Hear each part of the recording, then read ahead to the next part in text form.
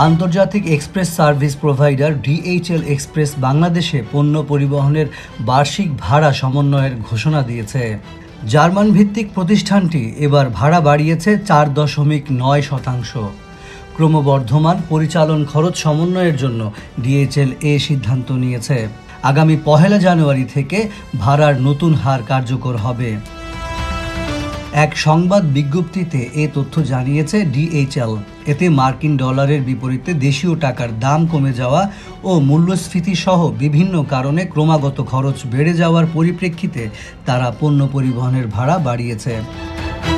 DHL express বাংলাদেশের country manager জানান, চলমান ভূ রাজনৈতিক উত্তেজনার প্রভাব এবং সরবরাহ ব্যবস্থা বিঘ্নিত হওয়া সত্ত্বেও ডিএইচএল বিশ্বব্যাপী স্থিতিশীল সেবা প্রদান ও নির্ভরযোগ্য লজিস্টিক সেবায় বিনিয়োগ অব্যাহত রাখতে প্রতিশ্রুতিবদ্ধ। তিনি আরও জানান, আমরা বার্ষিক ভাড়া যেমন সমন্বয় করছি, তেমনি বাহ্যিক চ্যালেঞ্জ সত্ত্বেও গ্রাহকদের জন্য নেটওয়ার্ক জোরদারকরণে গুরুত্ব দিচ্ছি।